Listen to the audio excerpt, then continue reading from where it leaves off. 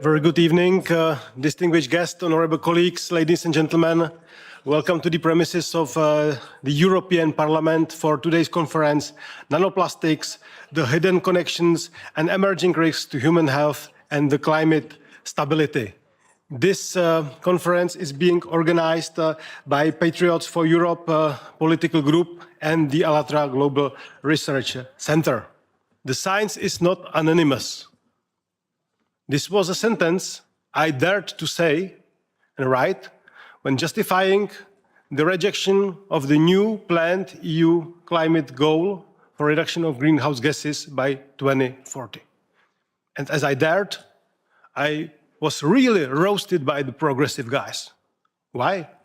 Because I questioned the European Climate Bible, which is the Europe as soon as possible, as fast as possible, is supposed to reduce the greenhouse gases, no matter on the costs, no matter on the add value, no matter on what's going on in other countries outside EU, and no matter on, let's say, indicia that there are other elements, human cost or not, that are also involved in the climate stability.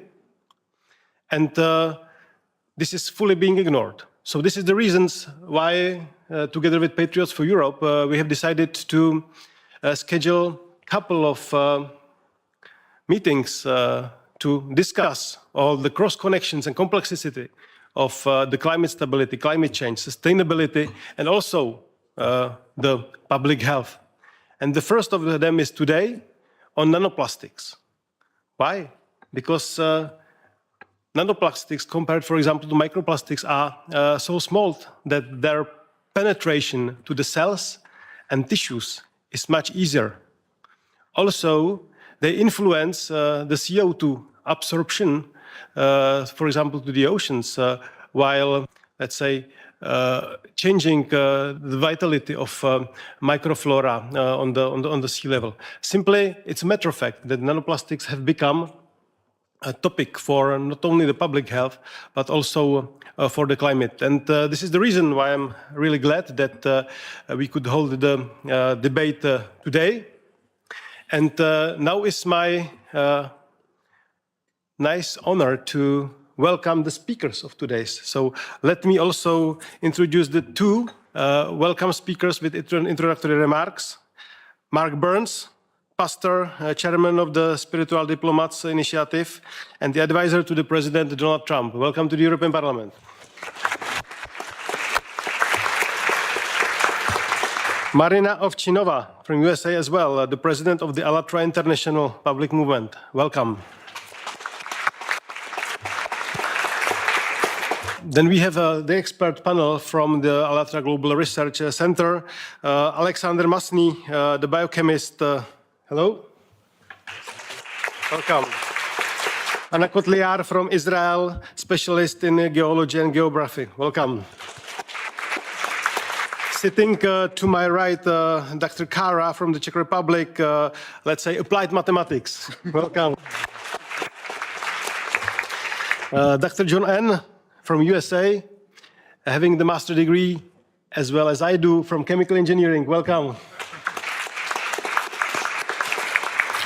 And last, but very, very not least, Professor Antonio Ragusa from Italy, obstetrician and gynecologist, the first scientist that has proven the microplastics in the human placenta. Welcome.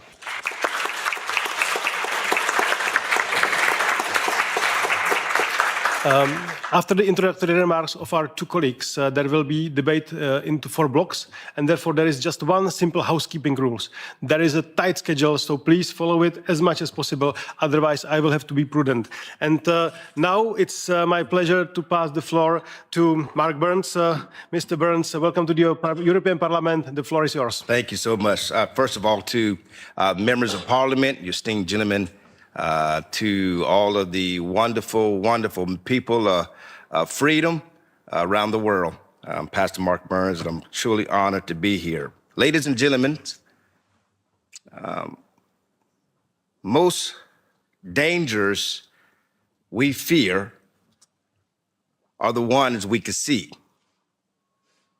fire, smoke, pollution in the sky. But today I want to talk about something ALLATRA has brought to my attention, something my global initiative, spiritual diplomacy, has since recognized as one of the key areas of work, something so tiny, yet carrying enormous impact, something that may already be inside of us, something that may already be embedded inside of our organs, and it is called nanoplastics. Nanoplastics are fragments of plastic measured in nanometers, thousands of times smaller than the width of a human hair. You can't see them, you can't avoid them easily, and that's what makes it the most dangerous. We were told that plastics was revolutionary, cheap, strong, convenient. We weren't told that plastic never goes away. It never biodegrades. It breaks down into smaller pieces. A bottle becomes fragments. Fragments becomes microplastics. Microplastics becomes nanoplastics. And when plastics reaches the size, it stops being just trash and it becomes biological.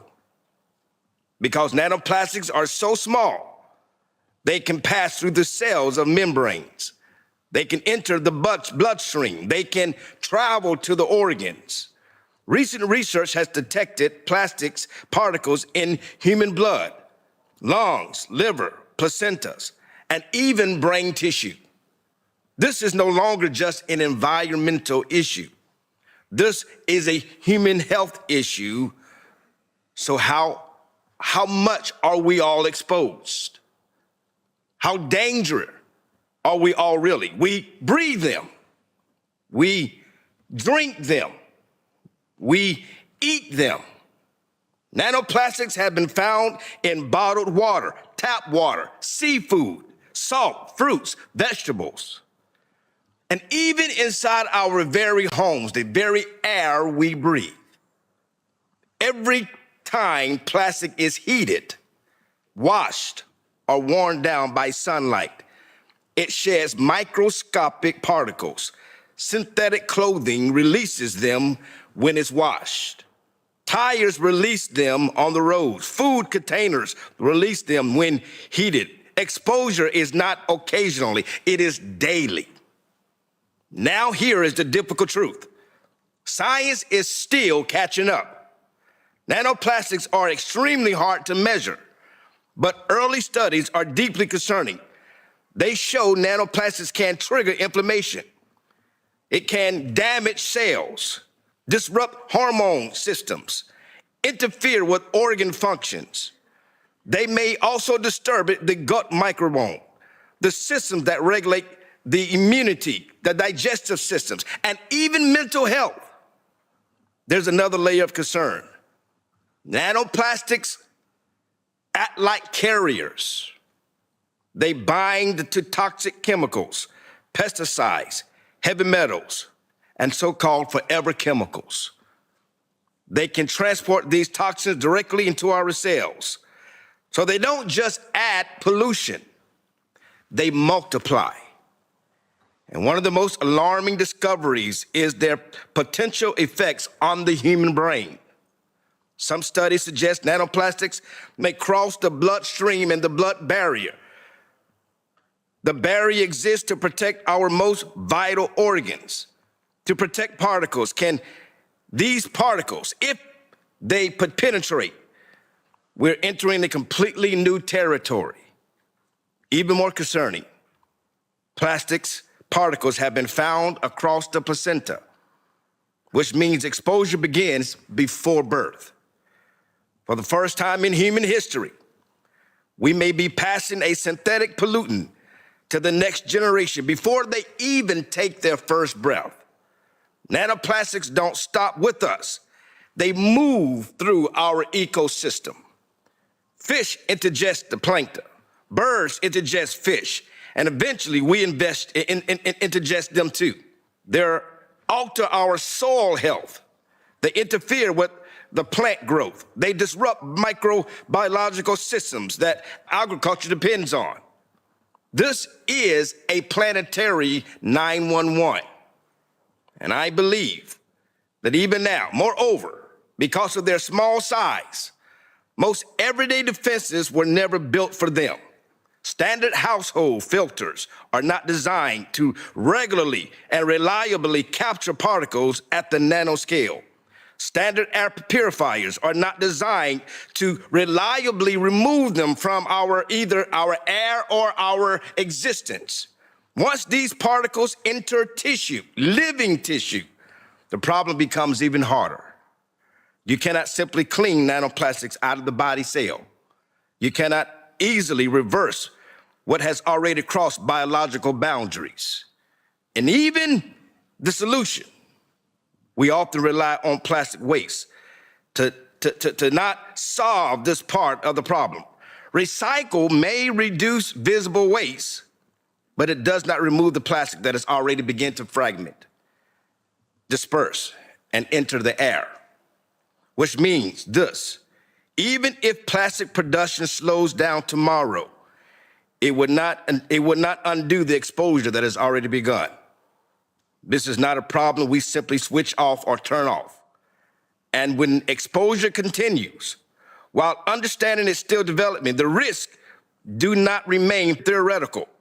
They accumulate in ecosystems, in human bodies, and potential across generations. And that is why the awareness of this issue becomes a responsibility for all human rights, for all human beings, that we realize this danger.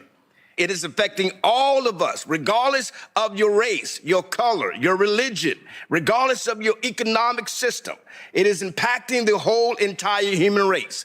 That's why I'm here as a spiritual diplomat, to share this alarming message to those who would hear us, that something has to be done. I'm truly honored to be in your presence to receive and to hear and to be one of the voices that calls a 911. Nanoplastics has to become a mainstream topic, and I am so excited to hear these wonderful leaders that have a solution to this problem called nanoplastics. Thank you so much.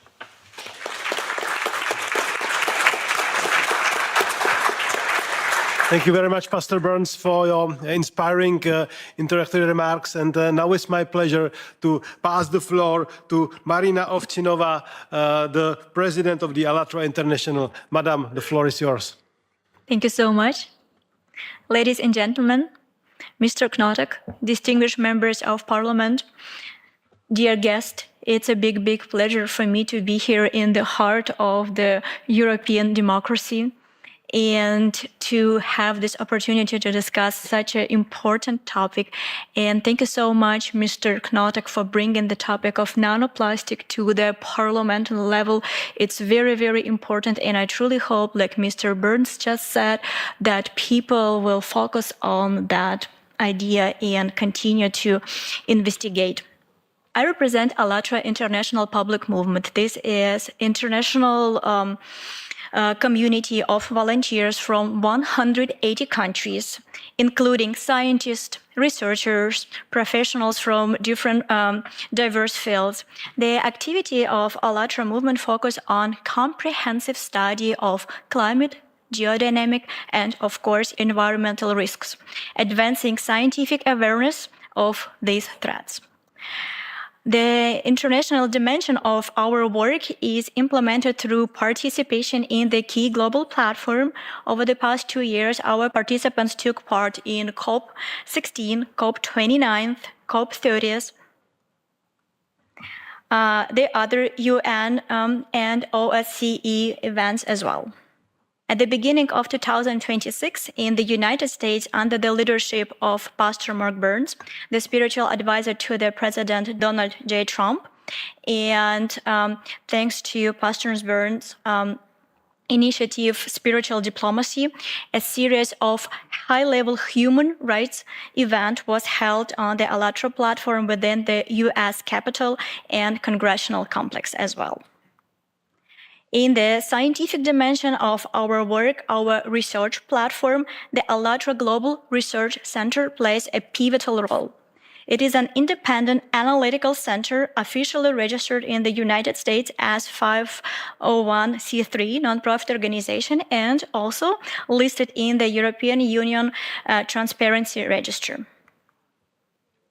And today's conference is based on the 2025 report, Nanoplastic in the Biosphere, from molecular impact to planetary crisis, prepared by specialists of the ALLATRA Global Research Center. And it's my particular honor for me to share with you that one of the inspiration behind creation of this report was the apostolic blessing of Pope Francis received by ALLATRA movement in 2024 in recognition of our environmental protection activities. And in 2025, Pope Leo XIV also extended his blessing to the volunteers of ALLATRA movement as well.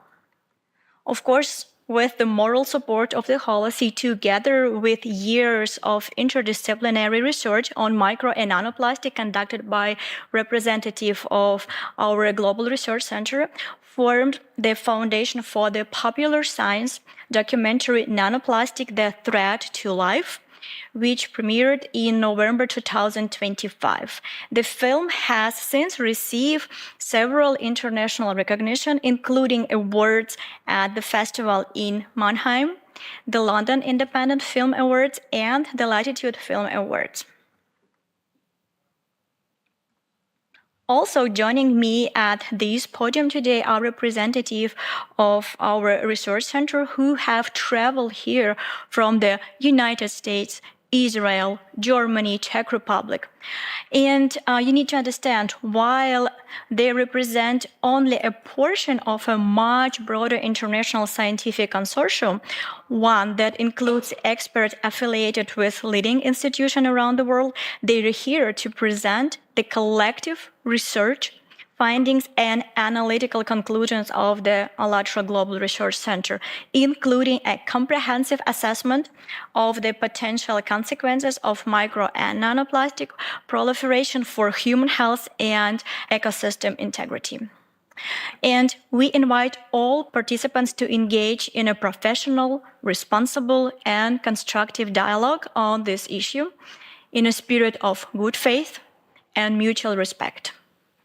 Thank you very much for your attention, and right now it is my honor to introduce our keynote speaker, Dr. John Ahn, an expert in chemical engineering and sustainable technologies, holding a PhD from Technical University of Munich and MBA from INSEAD and a master's degree from the University of California, Berkeley. Within the ALLATRA Global Research Center, he focuses on the environmental impact of plastics on human health and planetary system. Dr. Ahn, the floor is yours.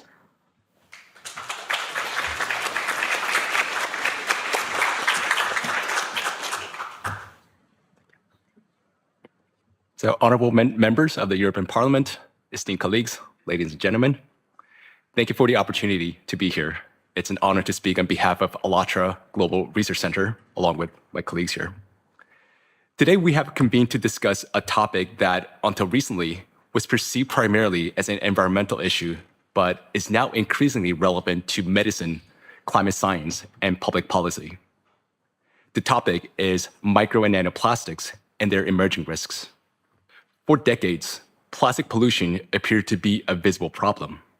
Bottles on the beaches, debris in oceans, waste in landfills. Yet recent findings suggest that the most significant consequences now occur at scales not visible to the naked eye, at the micro and nanoscales. It is well established that plastic does not readily biodegrade. Instead of disappearing, under the influence of solar radiation, temperature fluctuations, and mechanical stress, plastic materials continuously break down into smaller and smaller pieces. Plastic does not disappear. It changes scale. And when scale changes, so does the nature of its interaction with the environment. Today, these particles are present in the food that we eat, the water we drink, even the air that we breathe. They've been detected in some of the most remote places, from the pristine mountain regions to the depth of the ocean and within the human body. Our discussion will begin with a fundamental question.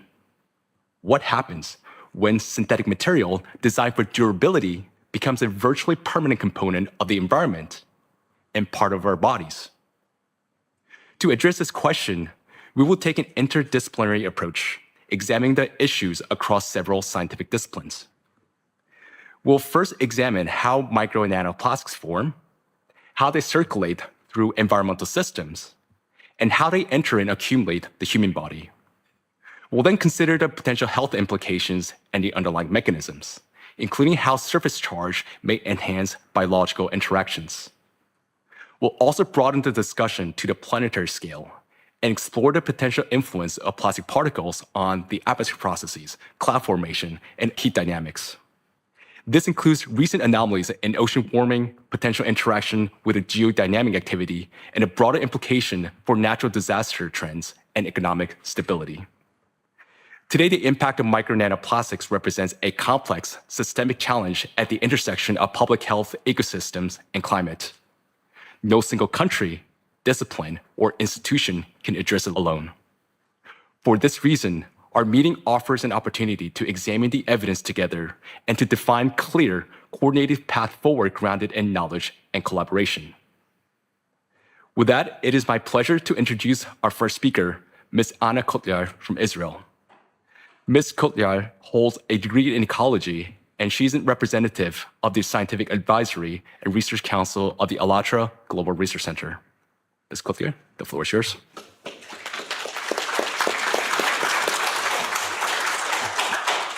Good afternoon. It is an honor to address you today. Thank you.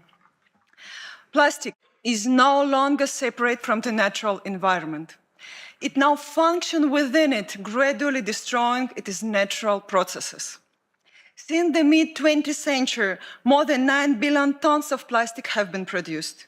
It has become one of the most widely used materials and is used in almost all areas of life, from transport and aviation, medicine, cosmetics, and household goods. However, less than 10% of the total volume is recycled, and the bulk of it is accumulated in the environment.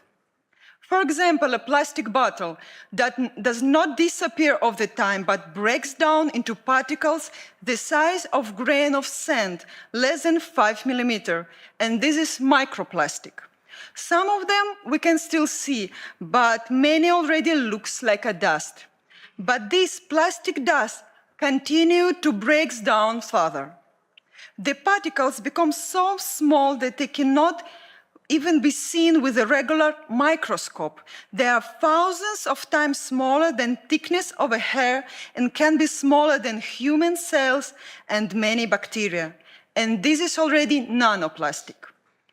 But it is important to understand that when plastic breaks down, not only does the size of the particles change, but their properties change as well. If a plastic fragment with a diameter of about 5 millimeters disintegrates into particles approximately 1 micrometer in size, their number increases by many orders of magnitude. From a single such fragment, hundreds of billions of microscopic particles can be formed. At the same time, their total surface area increases dramatically. It can be thousands of times greater than an original fragment. And it is precisely that surface that determines how actively the particles interact with the water, air, chemical substances, and living tissues. In addition, as the size decreases, the role of surface effect increases, including the ability of plastic particles to acquire and retain a surface electric charge. The presence of a charge increases their physical-chemical activity. Consequently, plastic fragmentation means not just its mechanical destruction, but their transition of the material to a different state, from relatively inert light waste to a huge number of active microscopic particles. And for such particles, surface interactions become a determining factor in their behavior in natural and biological systems. And we will return to these consequences of this transition later. There are already more than 200 million tons of plastic waste in the ocean, and this amount is increasing every day. It was believed that the ocean was the final destination for plastic accumulation and the kind of global landfill, but it turned out to be only intermediate reservoir. Scientists estimate that sea breezes can carry up to 136,000 tons of microplastics ashore each year, and that is more than 370 tons every day. That is why coastal residents are among the first to bear the load of this impact. Today, there are 5 so-called garbage patches in the world's ocean. However, the situation in the Mediterranean Sea, which scientists are already calling the 6th garbage patch, is particularly concerning. But unlike the others, it is invisible because it consists mainly of microplastics.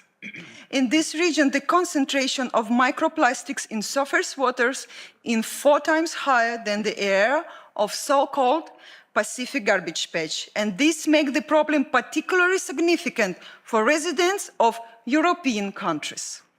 However, the impact of plastic is not limited to coastal regions. After rising into the atmosphere, air currents carry micro and nanoplastic thousands of kilometers inland, where they settle with the rain and snow. And for example, atmospheric precipitation of microplastics have been recorded in the mountain regions of French Pyrenees. A similar pattern has been observed from the Alps to the Arctic. In other words, micro and nanoplastic are present not only in the areas of active economic activity, but also in the places that have traditionally been considered pristine. Settling on land along with the rain and snow, these particles accumulate in forests, on plants, on agricultural lands, and in soils. There they interact with the root systems of plants. Microplastics are found in vegetables, fruits, and cereals, and then they enter the bodies of farm animals through feed and are detected in milk and meat. In other words, plastic is already embedded in the food chains. Studies show that microplastic can also reduce photosynthesis in plants, indicating potential yield losses of approximately 4 to 14% for major crops on a global scale.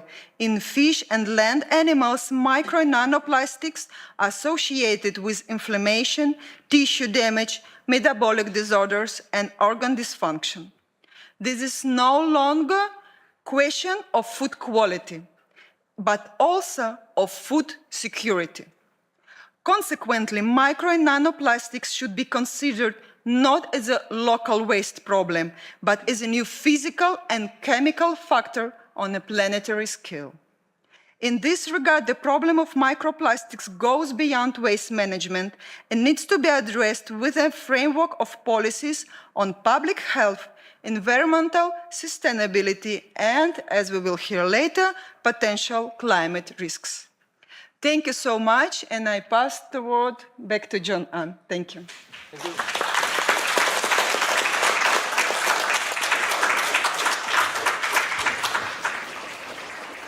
So micro and nanoplastics are everywhere, in the food we eat, the water we drink, and the air we breathe. When they enter the bloodstream, these particles can circulate through the body. They've been detected across multiple tissues and organ systems, including the liver, kidneys, heart and blood vessels, placenta, and breast milk, as summarized in a recent review published in Nature Medicine. These particles can also accumulate in the gastrointestinal tract, lungs, and endocrine and reproductive organs, where such accumulation is associated with potential disruption of the normal biological function. As someone with over 2 decades of experience in chemical engineering, I find this evidence deeply concerning. Micro nanoplastics enter the human body continuously through ingestion, thermal contact, and inhalation. Exposure to these particles occurs without interruption. Now, among these pathways, inhalation may represent a particularly hazardous route. According to a study conducted in a coastal city in eastern China, individuals spending time outdoors may inhale up to 1 million microplastic particles per year. Recent findings suggest that when inhaled, the plastic particles, particularly those carrying surface charge, may migrate along the olfactory nerve through the brain towards the brain where measurable concentration have been detected. Among the organs examined in a recent study, the highest concentration of micro nanoplastics were detected in a brain tissue. The levels there were 7 to 30 times higher than those in the livers or kidneys. The researchers at the University of New Mexico estimate that in middle-aged individuals, each gram of brain tissue contains about 4,900 micrograms of plastics, roughly 0.5% by weight. In absolute terms, this amounts to about 7 grams, comparable to the weight of a small plastic spoon.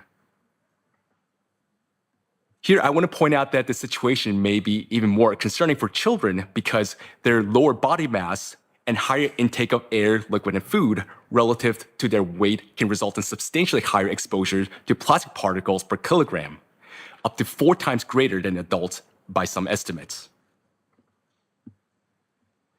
This brings us to question whether internal accumulation of these particles is associated with measurable effect on human health.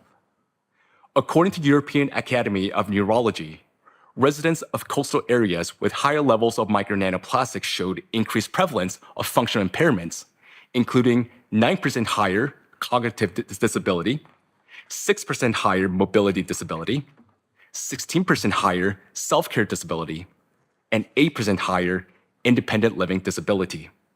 While these findings do not establish causation, the associations are consistent with emerging mechanistic evidence and indicate that these particles can reach the brain, induce neuroinflammation, and disrupt cellular homeostasis.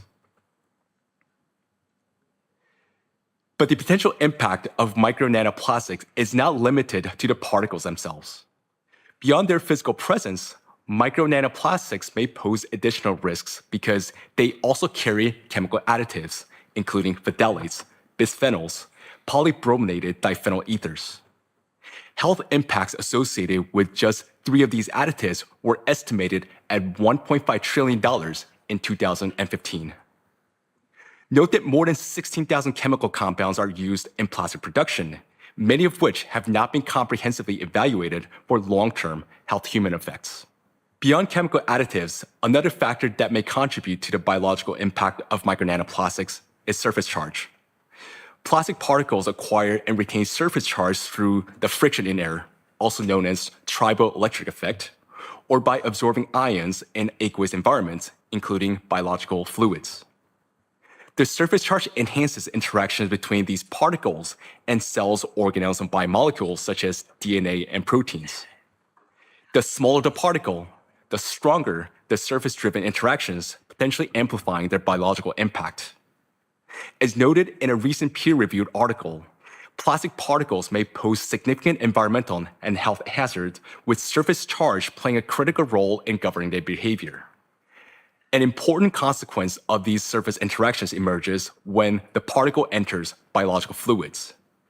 As described in a growing body of research, micro nanoplastics are rapidly coated by proteins, lipids, and other biomolecules, forming what is known as eco-corona. As shown here, the biomolecules gather around the particles in the bloodstream, forming this corona. This molecular coating can alter how the particles are recognized by cells and the immune system. Rather than being identified solely as foreign materials, they acquire a new biological identity determined by the molecule bounded to their surface. As a result, these particles may be internalized more readily by the cells. Studies suggest that micro nanoplastics, particularly smaller nanoplastics, can cross several of the body's key protective barriers, including the intestinal barrier, the pulmonary barrier, the blood-brain barrier, and the placental barrier. Once these are cross these barriers and within the tissues, these particles are not readily cleared and they may persist for prolonged periods. In addition to persistence in the body, micronanoplastics may also increase viral stability. Viruses exhibit strong adsorption to plastic particles, and nearly 99% of the viral dose in some experiments was bound to their surfaces. Those that normally would lose viability rapidly may remain detectable on plastic surfaces for several days, and up to a week in some cases.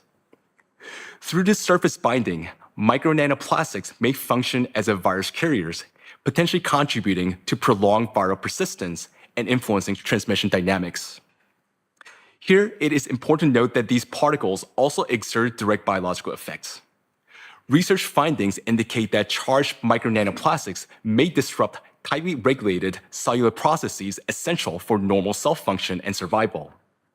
They may affect intercellular signaling, activate pathways involved in programmed cell death, and impair mitochondrial function, thereby affecting cellular energy production. For more on this topic, I now invite Mr. Alexander Masny. Mr. Masny is a biochemist with a Master's of Science in Life Science Informatics, and he's a representative of the Scientific Advisory and Research Council of the ALLATRA Global Research Center. Mr. Masny, the floor is yours. Thank you. Thank you so much. It's a great honor to speak here today on this topic. And we'll have a look about what is known of the actions of nanoplastic particles and their electrostatic charge properties inside a living cell. As Dr. Ann already mentioned, there is much evidence today of potential accumulation of nanoplastics in the brain. But what is happening there at the cellular level within neurons? To better illustrate this, we'll now watch a short animation which schematically will demonstrate how electric charge of nanoplastic particles could influence living cells. So let's have a look at neuron signaling. Each neuron works like a tiny battery. It keeps a small difference in electrical potential between the inside and the outside of a cell. This allows it to send signals at the right time. Charged nanoplastic particles in it, in their turn, may disturb this balance. And the neuron can then behave irregularly, activating too early or failing to set a signal at the right time. If this happens repeatedly, communication between neurons becomes less precise, and the function of larger neural networks can be affected. Every neuron is surrounded by a membrane that contains small gates, so-called ion channels. When the neuron needs to transmit a signal, some of these channels open, allowing these charged particles, ions, to move rapidly into or out of the cell. This movement changes the electrical potential across the membrane and generates a brief electrical impulse. The impulse travels along the neuron and passes the information to the other cells, other neuron. Plastic particles may interfere with the normal function of ion channels. Because they can carry an electrical charge, they may interact with these gates, with the channels, and slightly alter their structure. As a result, the gates may not open when they should, or they may stay longer open when it's necessary. This disrupts the precise electrical signaling required for proper communication within the nervous system. One important finding about micro and nanoplastics is their potential to affect mitochondria inside in the cell. Mitochondria are often described as a cell's energy center. They produce the energy the cell needs to function, but they also help regulate metabolism, cell growth, and division responsive to oxidative stress, inflammation, and even program cell death, apoptosis. Because of the very small size and electric charge, nanoplastic particles can enter cells and reach even mitochondria. There, they may interfere with a normal mitochondrial function.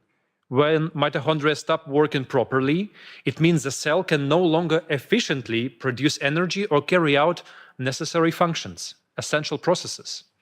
Studies from 2025 show that plastic helps bacteria develop resistance to antibiotics.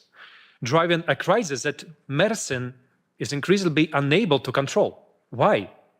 Because plastic is the perfect platform for bacterial growth. When bacteria comes into contact with microplastic particles, they can activate a metabolic process related to electron transfer. In simple terms, we can imagine that plastic particles may exchange electrons with bacteria and act as an additional source of energy, sort of power bank. This mechanism is known as an extracellular electron transfer. And by gaining extra energy in this way, bacteria may grow more efficiently, divide more rapidly, and form dense, multi-layered biofilms. Such biofilms can reduce the penetration of antibiotics and make infections more difficult to treat. The range of diseases associated with the destructive impact of micro nanoplastics in the human body is extensive. And it's important to say that when we do not yet have done longitudinal human studies directly linking micro nanoplastics burden to specific clinical outcomes, however, we can say that the presence of micro nanoplastics in organs is confirmed. And in vitro mechanistic modeling and animal studies shows that the harmful mechanisms of cell damage caused by micro nanoplastics are biologically plausible.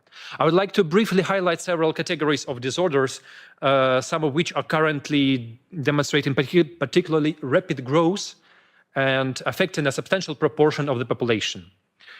Neuronal damage is associated with the development of severe, often irreversible conditions, including epilepsy, stroke, Parkinson's disease, Alzheimer's disease, and other neurodegenerative disorders.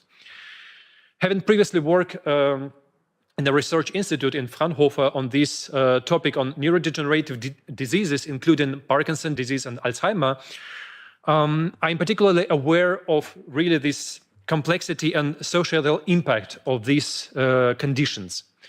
So this topic is a really special issue of scientific relevance to me.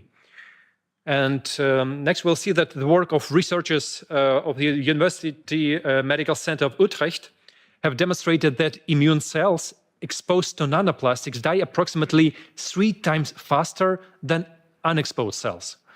And there are many more studies there. The impact, for example, have been associated with the development and exacerbation of asthma, progression of chronic obstruction of pulmonary disease, pulmonary fibrosis, the replacement of healthy lung tissue with SCAR1, an increased risk of malignant tumors of the respiratory tract.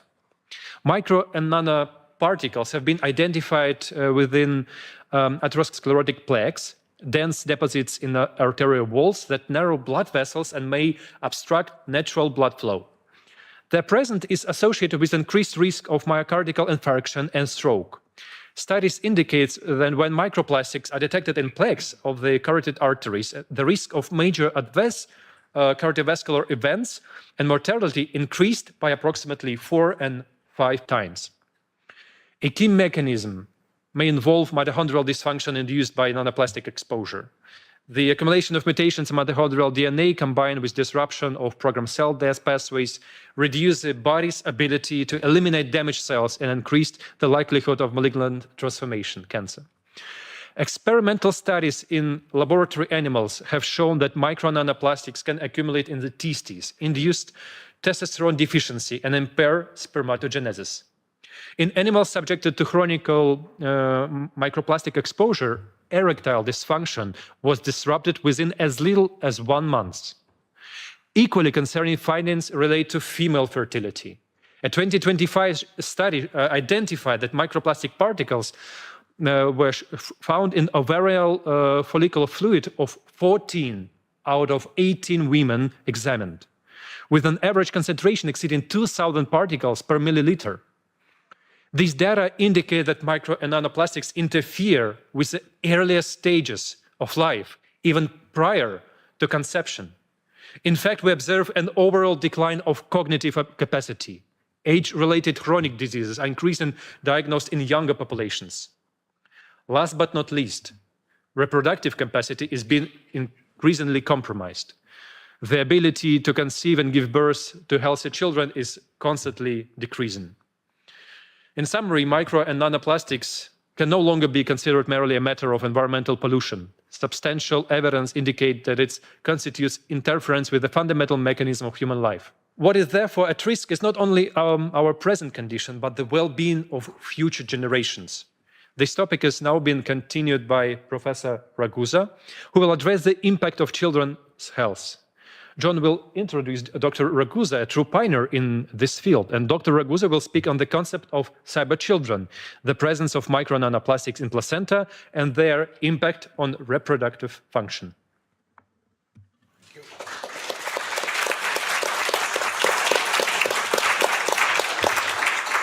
So dear colleagues, today I have the honor of introducing a scientist whose research has advanced our understanding of how deeply plastic pollution has penetrated the very foundation of life. Professor Antonio Ragusa is an Italian physician, obstetrician, gynecologist, and a researcher who was the first to identify microplastic particles in the human placenta. This discovery, published in 2021, marked a pivotal moment in modern research. The work made by Professor Ragusa and his team demonstrated that the plastic particles are capable of reaching the sites once assumed to be biologically protected, the very place where new life begins. His study attracted wide international attention. The finding that plastic particles could present in the placenta and therefore in the developing fetus raised a profound scientific and public concern. The same microscopic plastic found in the oceans and environment have now been detected within the developing human body. Please join me in welcoming Professor Antonio Ragusa.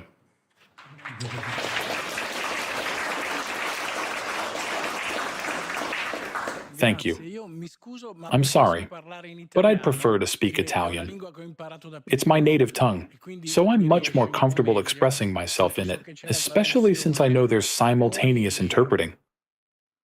Unfortunately, a few years ago, we discovered that plastics are present in the human placenta.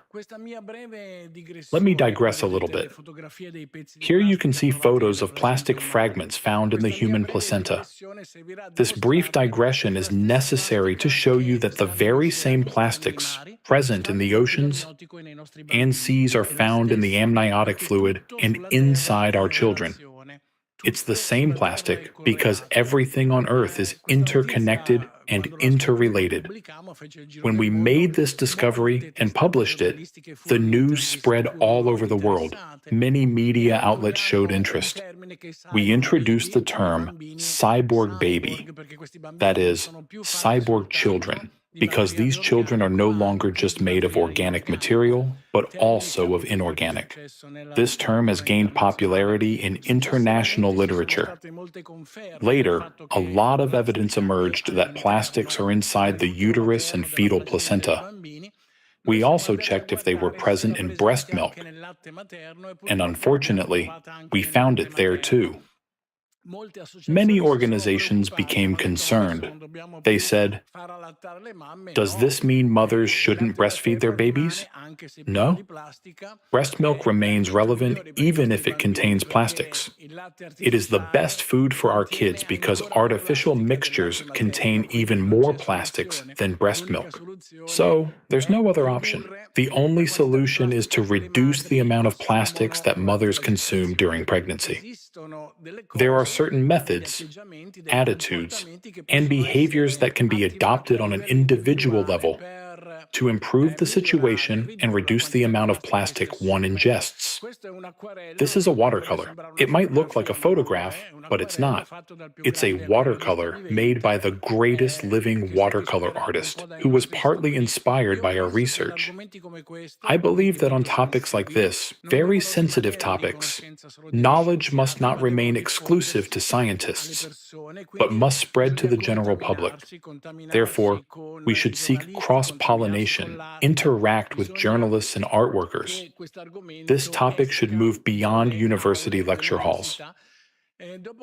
After we discovered plastic in the placenta and human milk, we asked ourselves, where exactly was it in the placenta? How was it localized? And we located it, as you can see in these photographs, inside the placental cells near the mitochondria. which have already been mentioned to you, and near the endoplasmic reticulum. We discovered that the closer the plastic gets to the mitochondrion and the endoplasmic reticulum, the more these small intracellular organelles are morphologically deformed.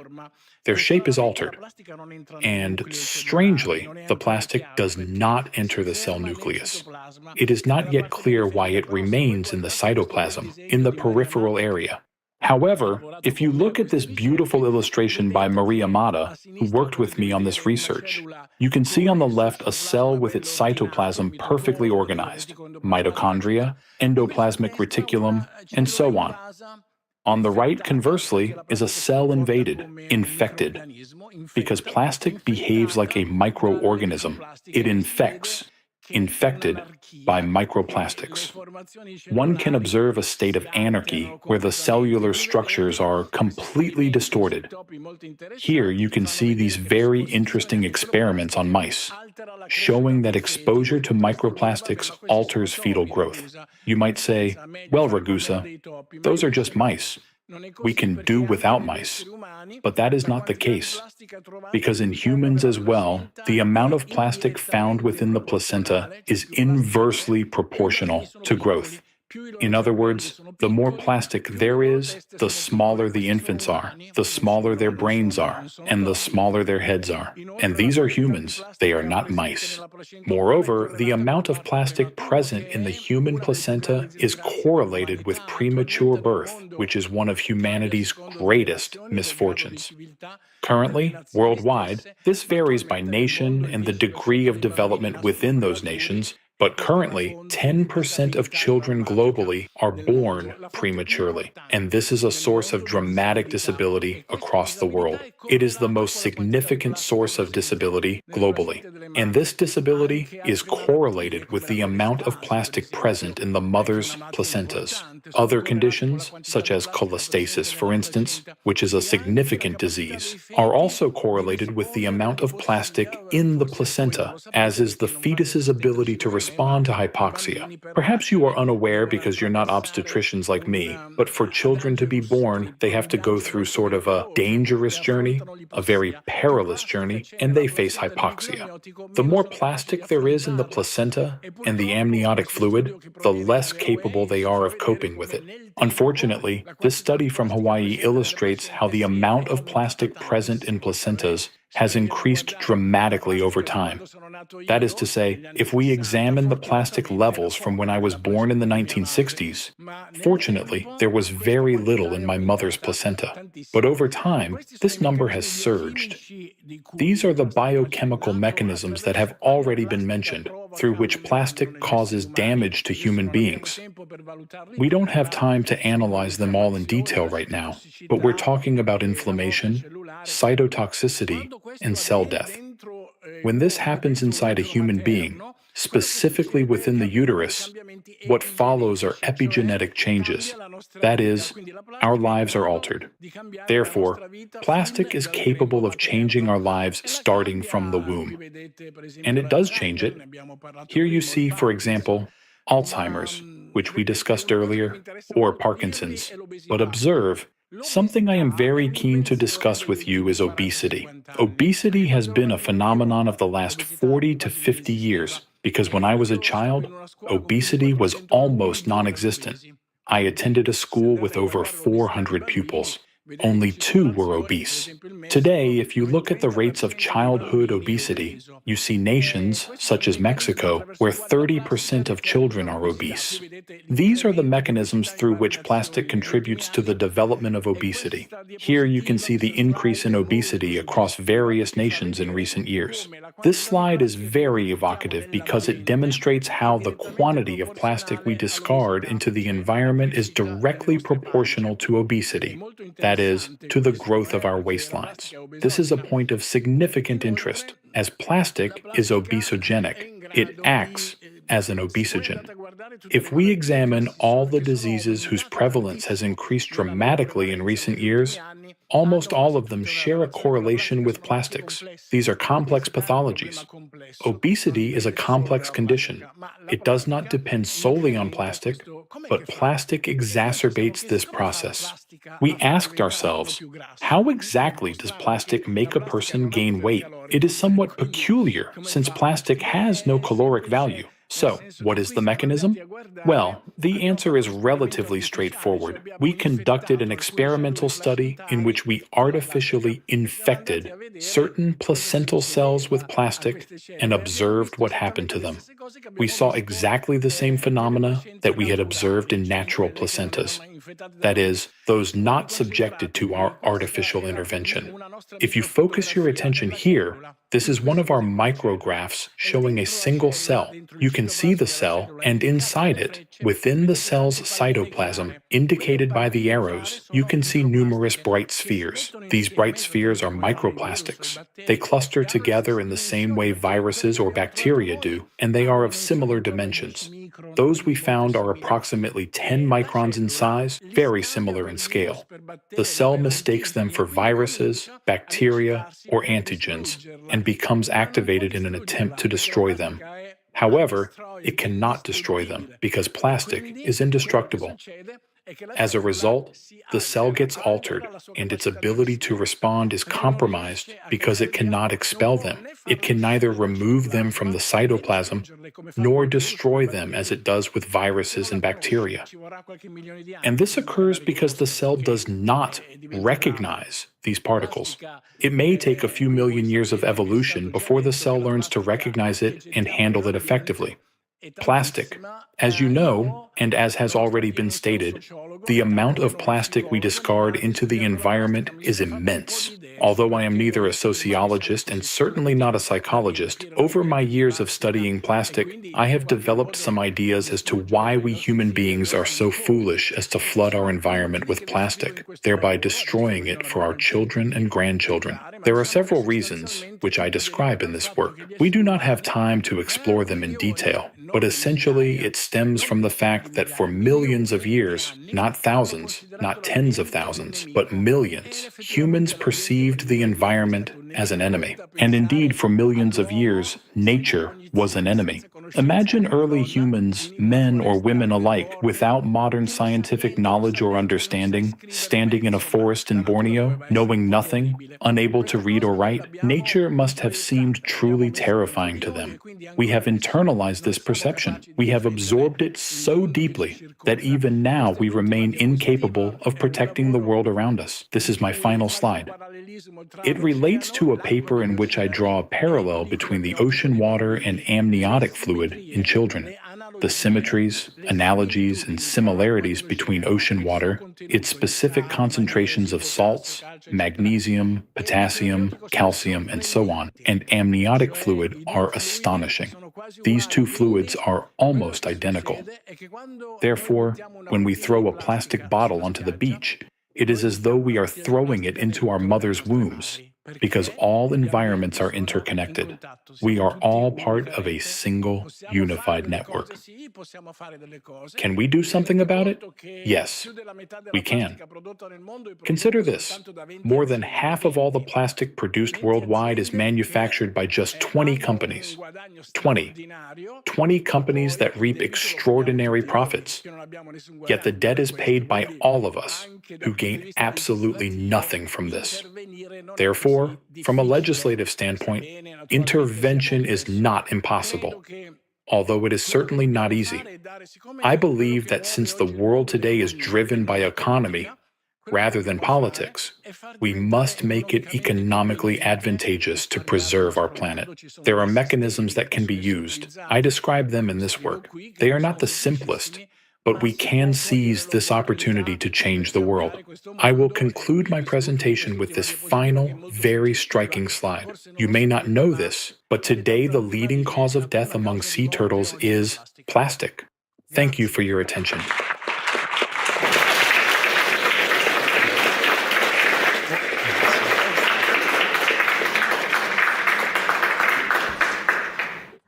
Thank you, Dr. Ragusa. So far we have examined how micro nanoplastics interact with and disrupt human cells. We now turn to how the impact of these same charged particles extend beyond the human body into the oceans, atmosphere, and climate systems. To explore this topic, I'm pleased to introduce Dr. Jan Kara of the ALLATRA Global Research Center. He holds PhD in discrete mathematics and algorithms from Charles University in Prague, and his research focuses on natural disasters, geodynamic change, and the environmental impacts of micro and nanoplastics. Dr. Kara, the floor is yours. Thank you. The impact of micro and nanoplastics on climate is an area of active research. One fact we already know, though, is that micro and nanoplastics do affect water cycle. So what does this influence involve? Water vapor in the air does not condensate into raindrops on its own. It needs particles to condensate around, so-called condensation nuclei. Naturally, these are particles of dust, sea salt, soot, or other aerosols. As Anna already told us, there is substantial amount of nanoplastics in the air, and the research published in journal Nature has shown that plastic particles in the air act as condensation nuclei for water vapor. When there are more condensation nuclei in the air, the same amount of water is distributed among more droplets. Thus, initially, these droplets are smaller and it takes them longer time to grow to the size at which they start falling as a rain. But eventually, when the rain starts, it is more extreme, because more water has accumulated in the cloud overall.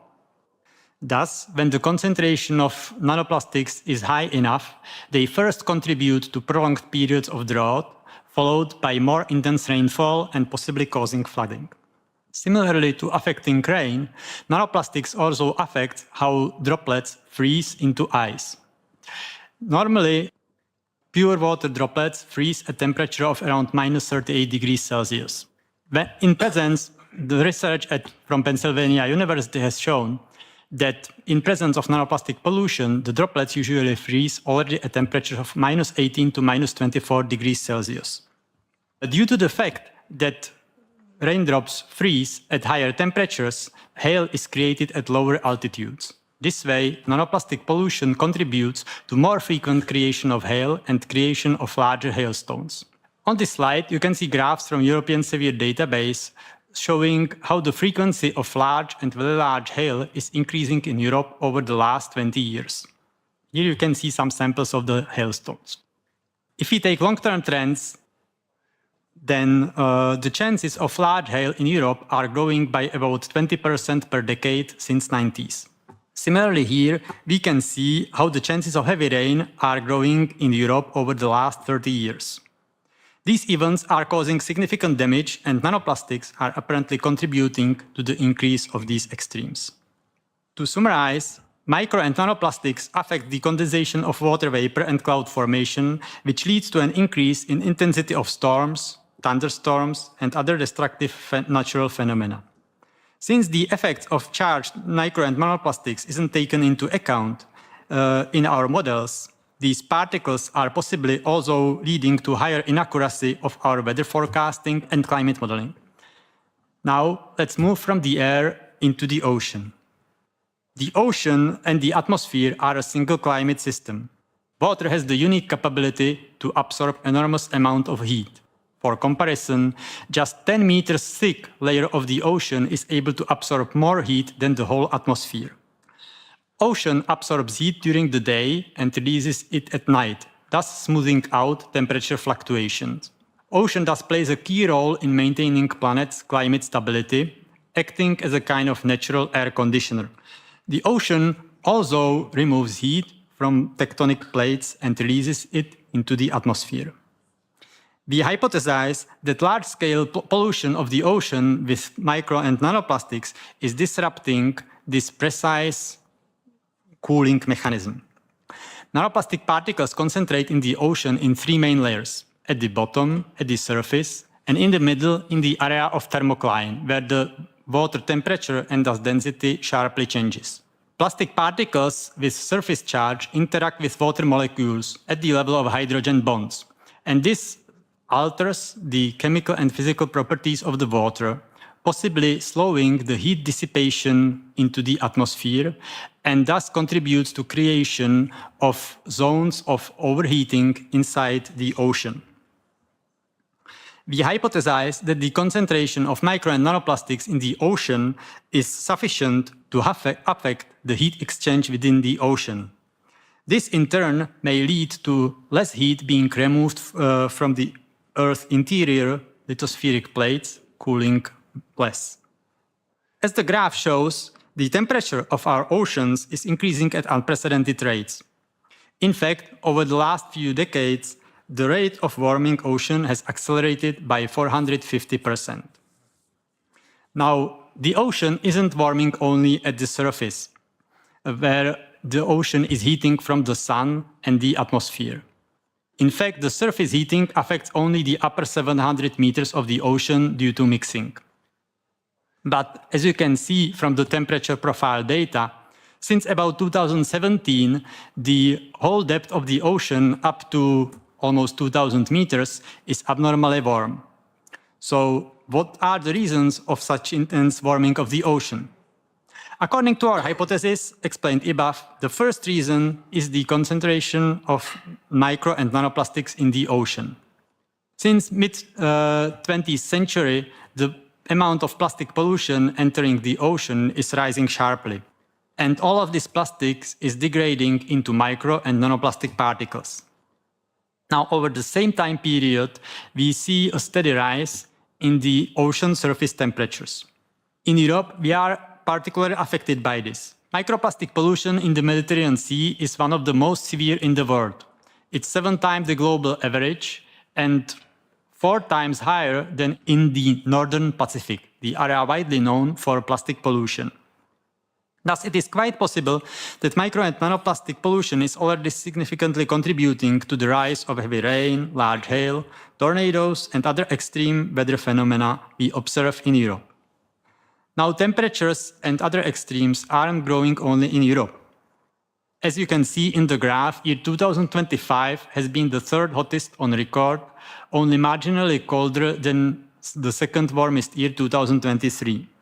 Similarly, the amount of heat stored in the ocean, so-called ocean heat content, has grown by 23 zettajoules, which is, for comparison, about 37 years' worth of energy production of the whole humanity.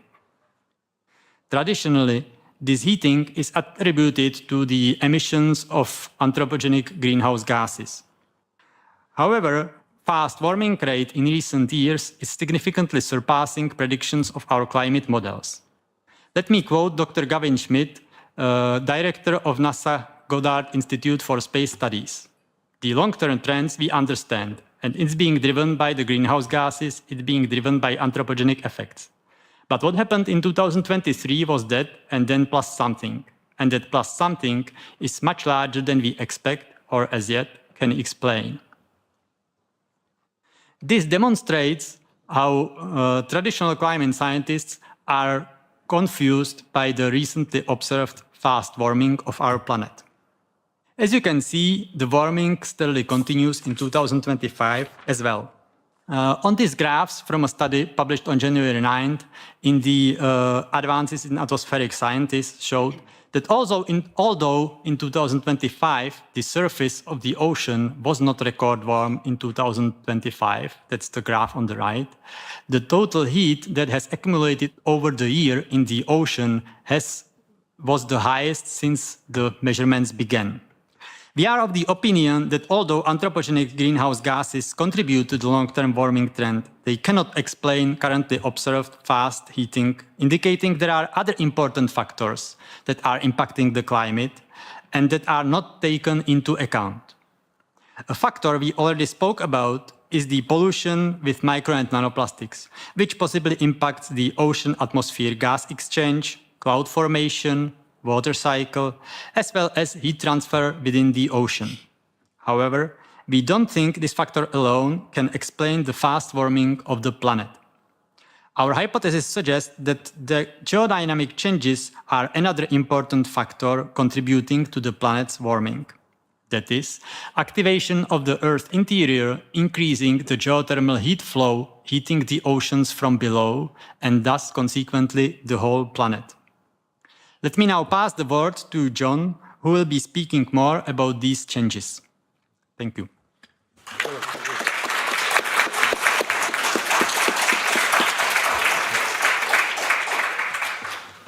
Thank you, Dr. Kara. So I will now present an analysis from the ALLATRA Global Research Center on additional factors contributing to the ocean heating. Let us now begin with recent temperature records. From the spring of 2023 to the summer of 2024, the average global ocean surface temperature broke historical records daily.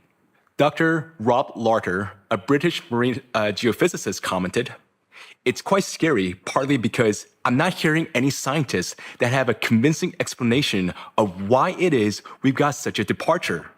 But the impression at the moment is that things have gone further and faster than we expected."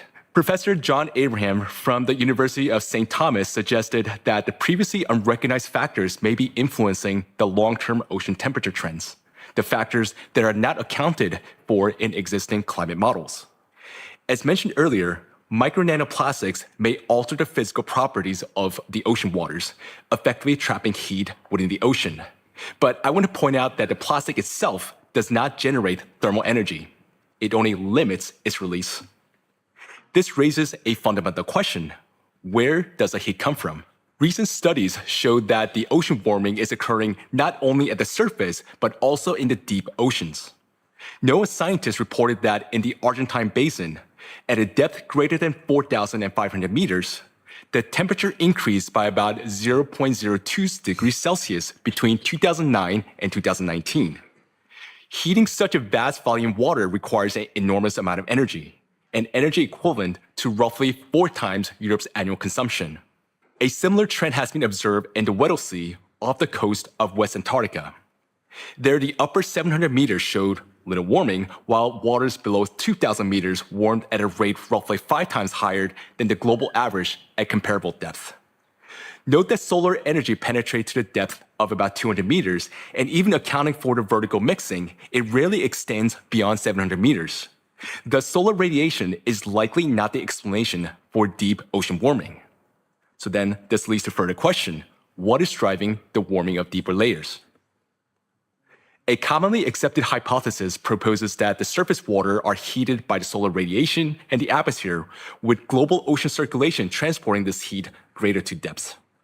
But findings from a recent study at the Ocean University of China challenge that explanation. In this study, researchers identified what they termed subsurface marine heat waves, approximately 1/3 of which showed no surface manifestation. Another half appeared at the surface only during a certain phases of their development, while during other phases, they remained confined to the subsurface layers. If atmospheric heating were the sole driver, one would expect the thermal anomalies to first emerge at the surface and then propagate downward. Instead, observations indicate that some heat anomalies develop independently of the surface warming. These findings therefore suggest that atmospheric forcing alone may not fully account for the observed dynamics, and that additional energy contribution from below should be considered. One such potential source is geothermal heat, the heat originating from the planet's depth beneath the ocean floor. This source has long been underestimated, yet many scientists note that it can significantly influence the ocean dynamics and thermal balance. Although geothermal heat flux from the Earth's interior is often considered relatively constant, it may vary over time due to processes such as intensification of tectonic and magmatic activity at depth. The potential connection between seismic activity and ocean temperature anomalies is an area of an ongoing scientific investigation. Numerous empirical studies indicate a complex relationship between them. For example, in 2010, scientists from the Institute of Earth Physics of the Russian Academy of Sciences published a study reporting a statistically significant connection between seismic activity and climate variability in the tropical Pacific, including El Niño events. Based on more than 30 years of observation, the authors found that El Niño events systematically follow changes in seismic activity with an average delay of approximately 1.5 years. A similar pattern was observed in long-term trends. During the observation period, sea surface temperature increased by about 0.1 degrees Celsius, while seismic activity energy released in the Pacific Ocean, that doubled. Professor Arthur Vitrito of the College of Southern Maryland reached a similar conclusion. He analyzed ocean floor earthquakes with magnitude between 4 and 6 in relation to global atmospheric temperatures. According to his calculations, since 1995, the number of ocean floor earthquakes along the mid-ocean ridges has increased. These ridges form a global system approximately 60,000 kilometers long where new oceanic crust is actively forming. Vitorino reported that the seismic activity in this zone correlates with increase in global atmospheric temperatures with correlation coefficient of 0.7. He also observed that the temperature rises tended to follow an increase in seismic activity with an average lag of about 2 years. According to his hypothesis, intensified seismic and volcanic activity along the mid-ocean ridges increases hydrothermal heat release into the ocean, contributing to ocean warming and subsequently to increases in atmospheric temperatures. In addition to tectonic seismic activity, underwater volcanism may also contribute to ocean heat flux. Current estimates indicate that about 75% of the Earth's volcanic eruptions occur beneath the oceans. Although the dynamics of submarine volcanism are inherently difficult to assess and remain insufficiently studied, observation records suggest increased activity in many systems worldwide. Data compiled by the Smithsonian Institution show an increase in the number of recorded eruption days per year, with erupted lava often exhibiting unusual characteristics, including elevated temperatures and chemical compositions associated with deeper mantle sources. The slide highlights volcanic systems identified in various studies over the past 15 years, where these anomalous characteristics are exhibited here. Europe is not immune to these developments. For example, the Vesuvius Observatory reports that the Campifligre caldera in Naples, Italy, has entered a phase of heightened activity with recent energy releases exceeding levels recorded during the crisis of the 1980s. In Greece, the Santorini-Colombo volcanic system has shown renewed activity marked by earthquake swarms associated with deep magma movements. In Germany, the Lockersee volcano, dormant for about 12,000 years, has also exhibited seismic unrest. It is important to consider the possibility that increased heat flow from the Earth's interior into the ocean system may be associated with the observed intensification of seismic and volcanic activity. In this context, geodynamic processes at depth may represent an additional factor influencing the ocean temperatures and indirectly atmospheric temperatures. An intensifying phase of geodynamic activity already carries serious implications. But today, this intensification is coinciding with a growing burden of micro and nanoplastic contamination, potentially amplifying the planetary vulnerability. The convergence of these forces may compound risks and place additional pressure on economic and social stability. Leading scientific institutions and global risk assessment agencies report a structural shift in disaster patterns with both frequency and intensity increasing. To understand this shift, let us consider a fundamental mathematical concept: linear versus exponential growth. Linear growth increases steadily and predictably. Exponential growth accelerates. The rate of increase itself rises over time, outpacing the linear projections. Today, natural disasters, including storms, floods, and wildfires, increasingly exhibit patterns consistent with exponential growth. The World Meteorological Organization, major insurers, and leading research institutions have documented this acceleration in both disaster frequency and economic losses. In Europe, the total reported natural disasters, as well as heavy rain events, hailstorms, and tornadoes, show similar pattern. This exponential pattern requires a different framework for evaluating threats and planning responses. Traditional risk models built on linear assumption may no longer be sufficient. The compounding interactions between intensifying geodynamic activity, micro and nanoplastic pollution, and increasing natural disasters present a growing challenge to economic and social stability. Addressing this convergence will require an updated approach to risk assessment and preparedness. Micro and nanoplastics are not merely a pollution. They represent a systemic threat to human health and climate stability with measurable economic consequences. This threat operates through two reinforcing pathways, placing pressure on the foundation of long-term economic resilience. In 2023, the EU health expenditure reached 1.7 trillion euros, approximately 10% of GDP, with per-person spending increasing by 44% over the past decade. Current projections account for aging populations and trends for chronic diseases, but they do not incorporate the emerging burdens associated with micro and nanoplastics, which could place an additional strain on the healthcare systems. At the same time, disaster-related losses are escalating. Between 2009 and 2024, average annual losses increased by 54%, with Germany, France, Italy, and Spain among the most affected. These losses are placing increased strain on EU governments and financial institutions. While climate change accelerates plastic degradation, plastic pollution reduces climate resilience. Each dynamic reinforces the other. Yet the current policy framework do not reflect this interdependence. Plastic pollution is largely addressed separately from public health and climate strategy. What is required instead is an integrated framework that places micro and nanoplastic at the center of health, climate, and economic planning. To understand why existing approaches remain insufficient, I now pass the floor to Alexander Massenet. Yes, thank you. When people first hear that micro and nanoplastics are already in our blood, our organs, even our brains, an instinctive question arises. How do I get them out of my body? Biohacking communities promise some detox protocols, supplements, saunas, and personal hacks to flush out micro and nanoplastic particles. But this approach fundamentally misses the point, because no detox can extract particles that have crossed your blood-brain barrier and is already embedded in your organs. And here is the cruel irony. The very solution promoted by blood purification contained plastics themselves.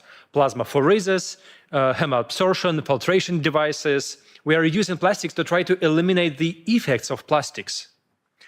These procedures cannot extract plastic from cells. They cannot neutralize surface charges. They cannot restore disrupted cellular pathways. As Professor Sajju Ganatra has stated, that there is no safe levels of these chemicals in the body. The goal cannot be slightly reduced for individuals' load, while the environment continues to saturate us with new particles every day.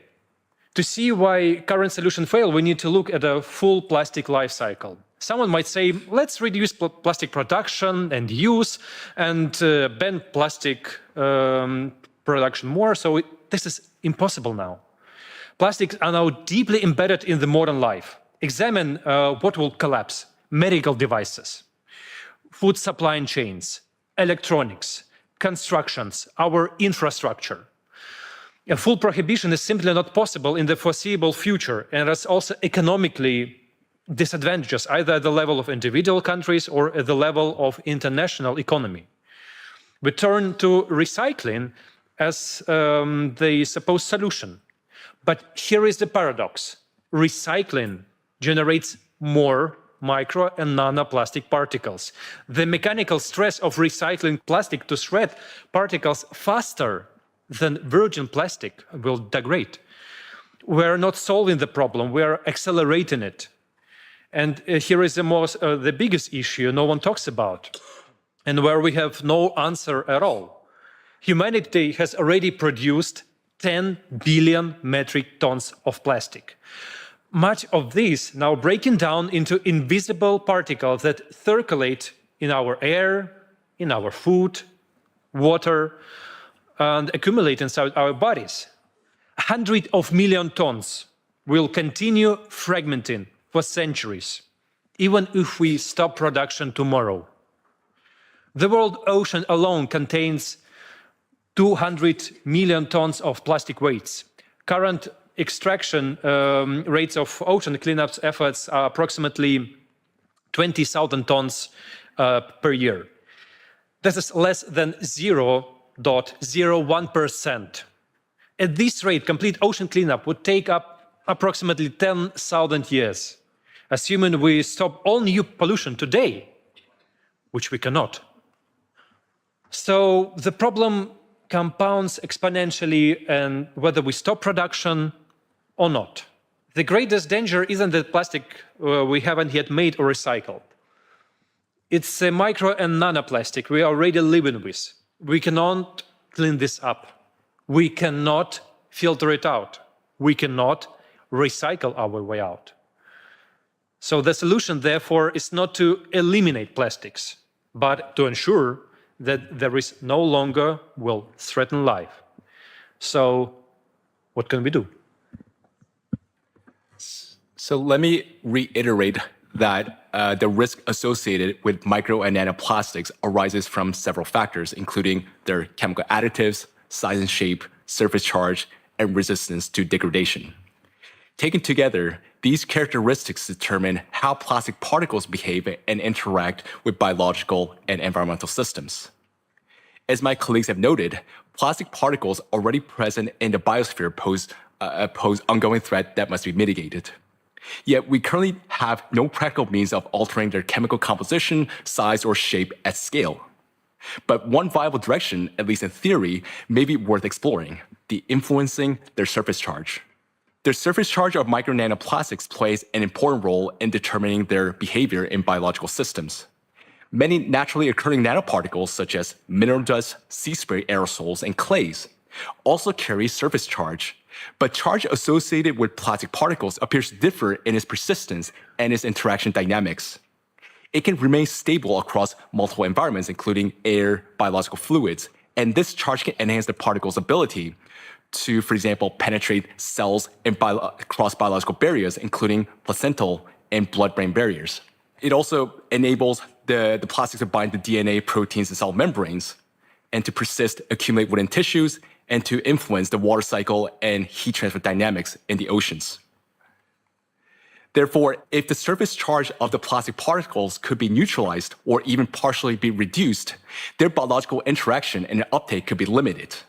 So this could, in turn, lower cellular adhesion, reduce charge-mediated binding to DNA proteins, decrease absorption of toxic substances and heavy metals, and restrict transport across biological barriers.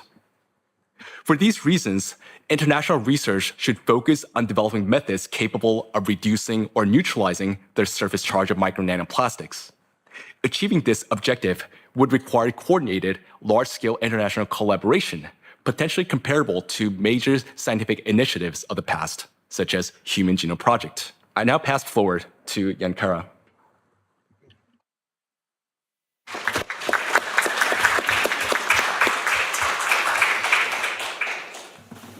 Thank you. Dear distinguished guests, esteemed colleagues, members of parliament, we have just heard about the problems that nanoplastics cause for ecosystems, human health, and climate. Now allow me to turn to the main question. What do we do next? What steps can we take right now? First, we lack unified European standards for monitoring plastic particles under 10 microns. Each research group uses its own methods, its own classification criteria. Therefore, we cannot compare data from different studies from different countries. We cannot create a comprehensive picture of nanoplastic distribution across Europe. Imagine if each country would be measuring temperature using its own scale. We have to develop these standards. We also lack standardized protocols for studying health impacts. We have no unified methodology for assessing the effects of nanoplastic on human body. Some scientists study effects on liver, others on lungs, yet another on brain. But all use different approaches. Without some unified protocols, we cannot obtain reliable and reproducible results for making informed decisions. Third, we lack comprehensive studies that would evaluate and compare the impact of nanoplastics from all angles. Here, I would like to highlight the Horizon Europe research topic that was published last year about advancing knowledge on the impacts of micro and nanoplastics on human health as a good step in this direction. And fourth, there are no requirements for including nanoplastics in climate research. Science climate models still do not account for this factor. We study the influence of CO2, methane, aerosols, but we completely ignore nanoplastics, which can significantly affect climate processes. This is a serious gap in our scientific methodology, and therefore we think it is necessary to adapt climate models so they properly account for nanoplastic pollution. It is also important to grow public awareness of the micro and nanoplastic pollution topic. Studies on micro and nanoplastics impacts on health are increasingly being discussed in social media. The Eurobarometer survey from 2020 has shown that 94% of Europeans care about protection of natural environment is important for 94% of Europeans, and 88% of them are concerned about the microplastic impact.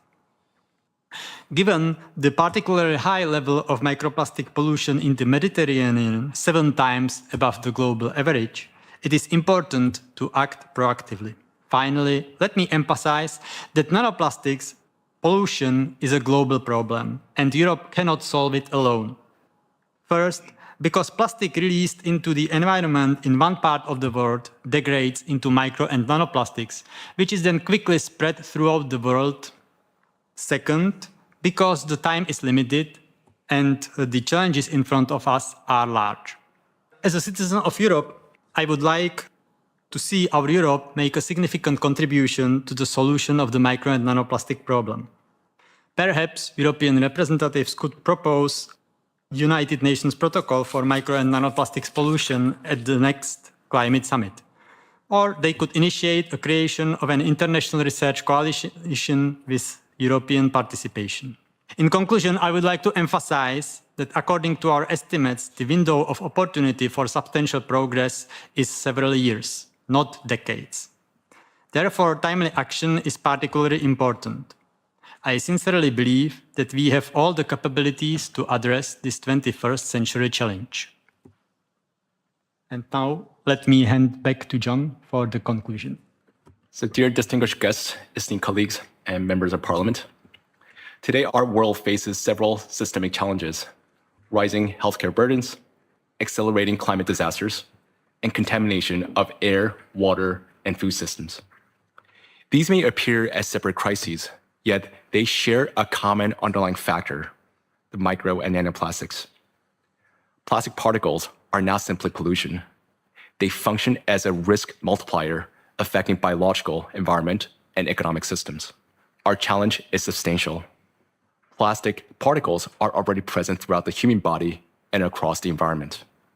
Addressing it will demand transformative scientific and technological innovation.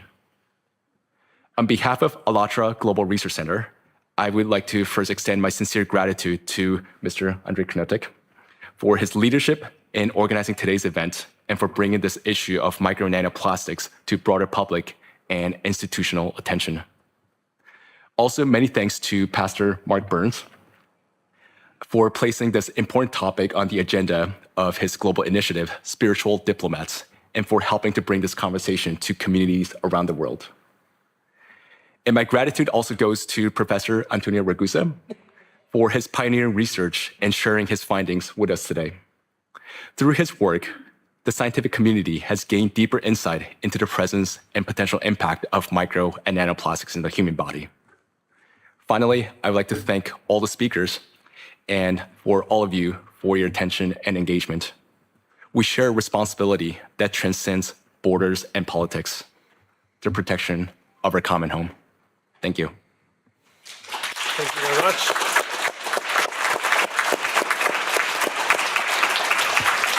Thank you very much for all your professional contributions.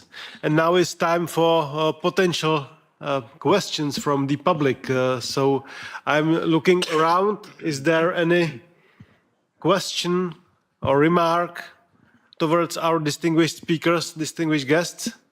I would like to ask Mr. Ragusa. He mentioned that amount of nanoplastic in placenta has grown over decades. Do you have some data regarding it? Yes. There are at least 3 international studies showing that the amount of micro and nanoplastics within the placenta has been gradually increasing over the years. And the increase has been particularly noticeable over the last 10 years.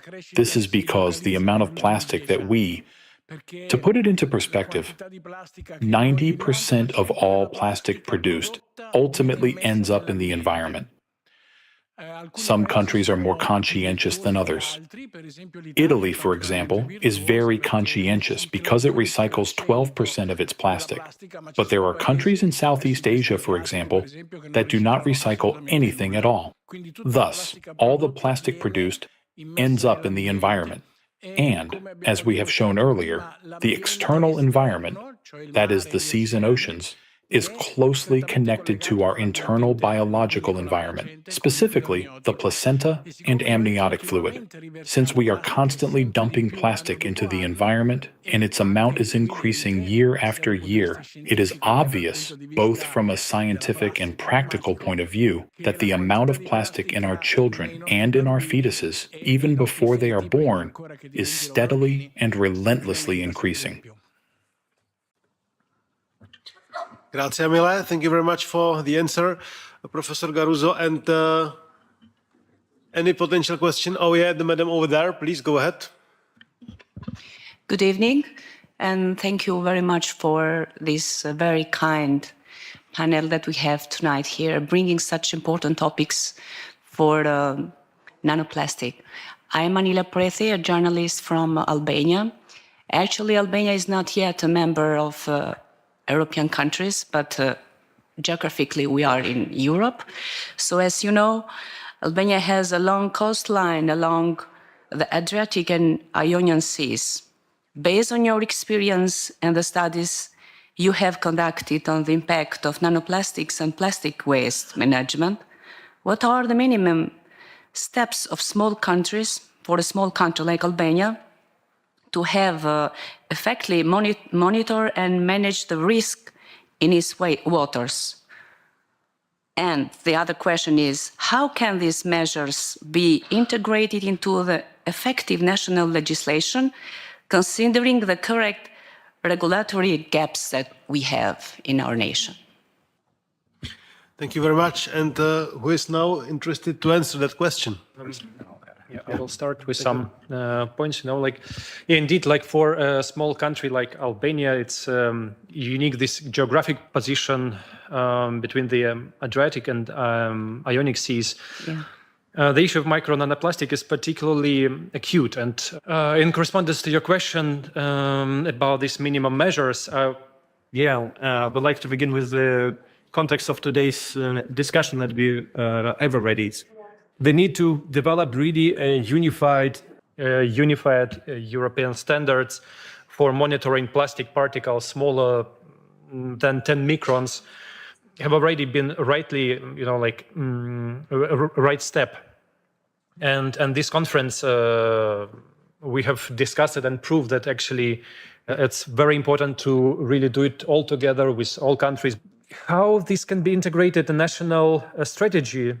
So in our opinion, a minimal yet effective step is really to, what you can take immediately, is to create supportive conditions for the scientists who are engaged in micro and nanoplastics research.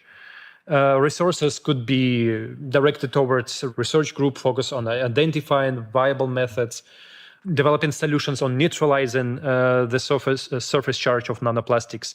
And we see this as an investment in the future of kids.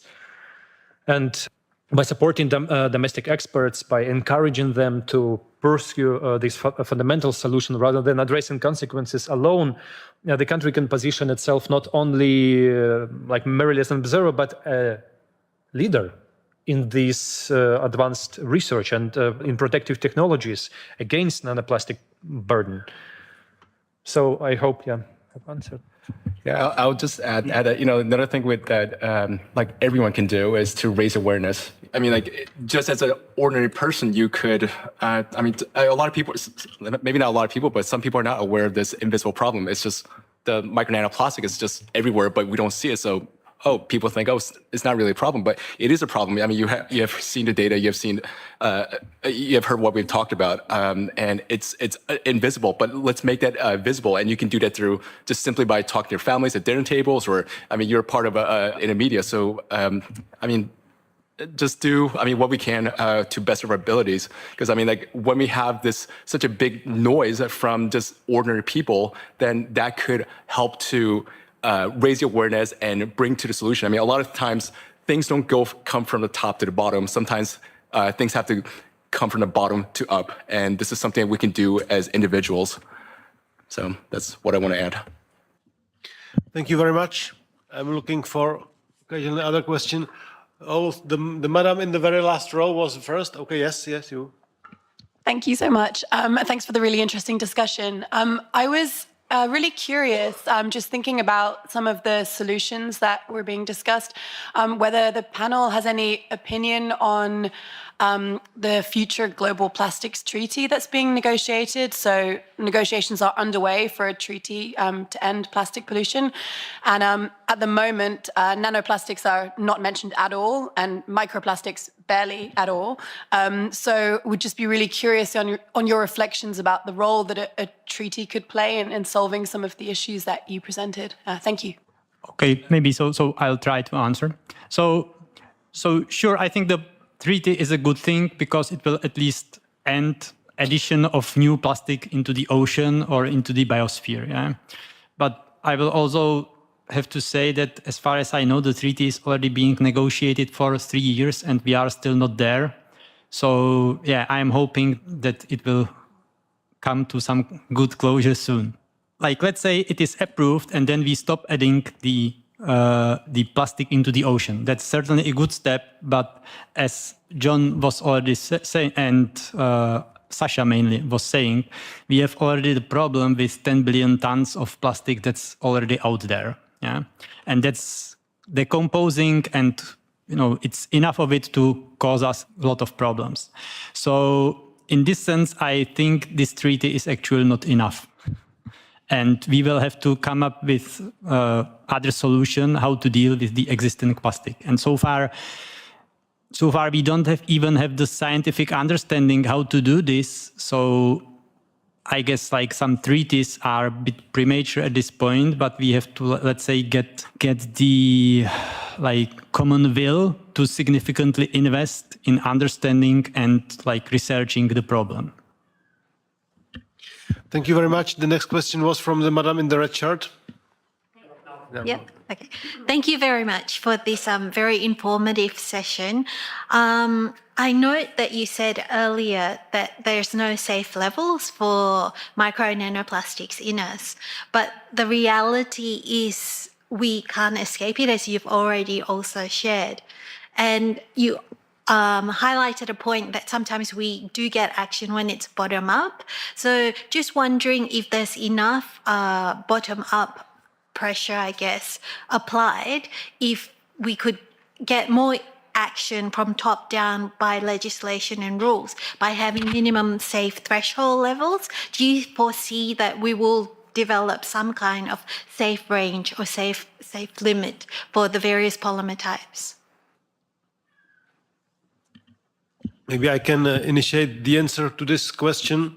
As I outlined in the beginning, the problem here is that you don't see the problem, yeah? And it's not physically visible. And also, as it is a multidisciplinary agenda, it touches, as I said in the beginning, the Bibles, so-called political dogmatic Bibles. And there are many politicians over the world, but also here in this house, in this Brussels bubble, that had really invested so much political capital in saying that, for example, the climate change is caused only by burning the fossil fuels, okay? And if you now come with the theory that there are some nanoplastics, microplastics, that, okay, can damage the health, but no one sees it so fast, but of course the studies are there, but it's not so visible problem yet. And at the same time, it destroys the Bibles. They try to be resistant because basically it would mean that for at least one or two decades, they didn't say the full truth to their electorate. And what they try to do, those progressive guys usually, they try just to maintain their electorate, and they cannot admit a change.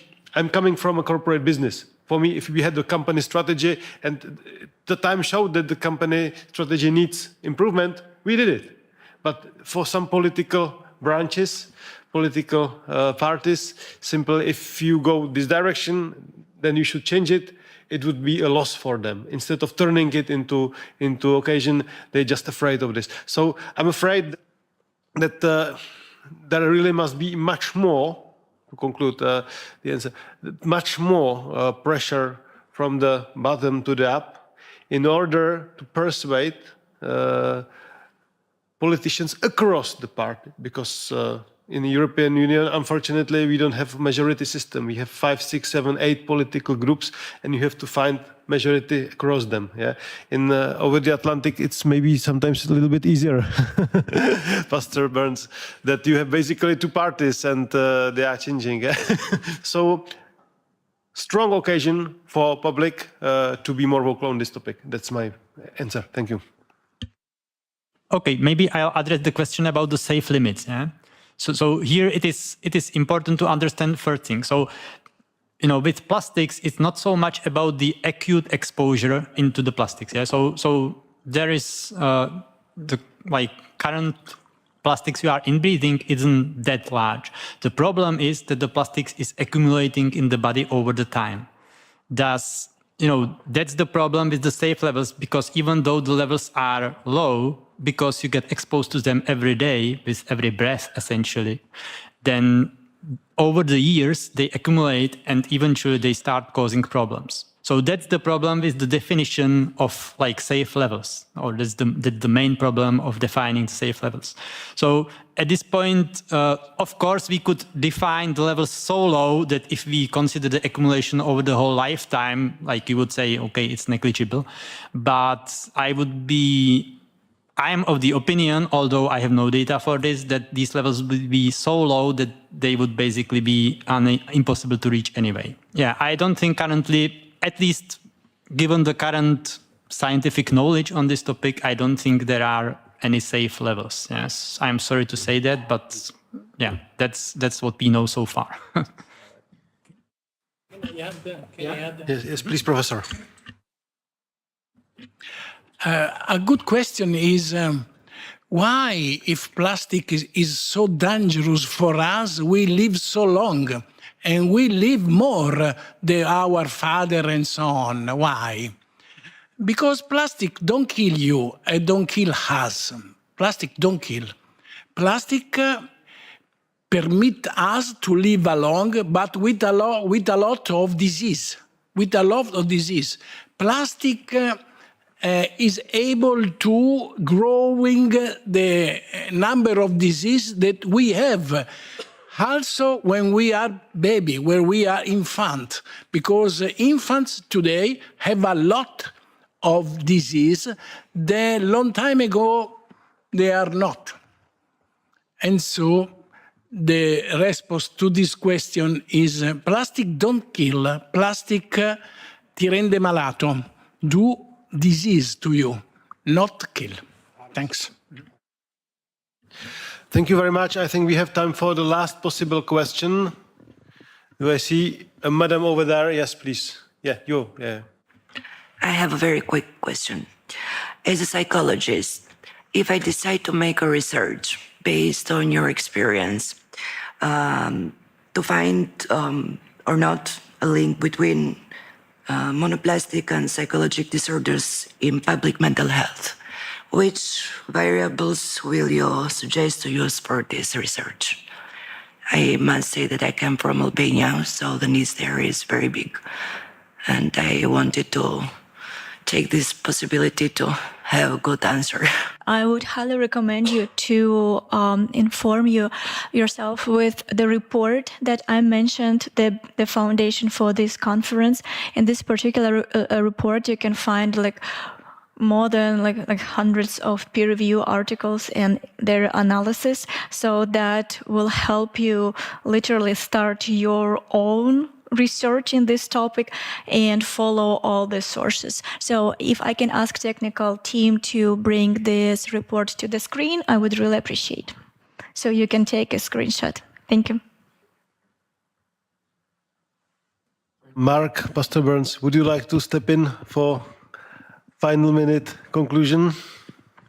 Well, first of all, I'm very encouraged to see nanomicroplastics coming more to the forefront. Thanks to ALLATRA and to Marina and the wonderful team in the United States, I was just introduced to this immense real problem that exists. Through their ALLATRA's extent research, I have become extremely alarmed about nanoplastics. And to see these wonderful esteemed scientists on this panel is encouraging to know that people are working on the problem. But it is, as one writer said, it is insanity to do the same things and expect different results. And so for me, this is ammunition that I need, Your Excellency, to echo this message around the world, especially at the highest level of government at the United States of America, and to continue to work with the European Union and our partners around the world to try to bring a resolution to this very real growing problem. So thank you so much for Your Excellency putting this on, and thanks to the wonderful ALLATRA scientists, to Marina and the wonderful team, and all of you that are around the world that are coming together, you scientists, you journalists who are making this a top priority. This is what spiritual diplomacy looks like, that you're willing to risk your reputation to save someone else. And this was all about the unborn babies, the neuroscientists, the Alzheimer's disease, all the effects of nanomicroplastics that we've learned in this wonderful panel is to make the human society a better place. So thank you so much for doing this. I'm very grateful.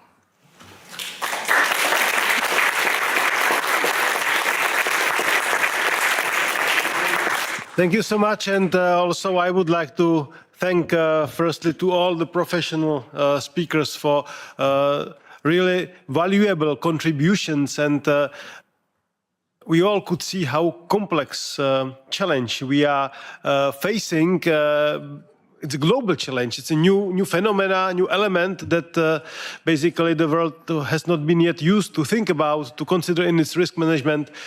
Global coordinated action is, of course, needed here. And I'm really pleased that we could elevate this topic also on the floor of the European Parliament. And I believe we will be able to continue fighting in the same direction. Once again, thank you very much to all of you participating, helping out, and of course to the speakers. Thank you very much.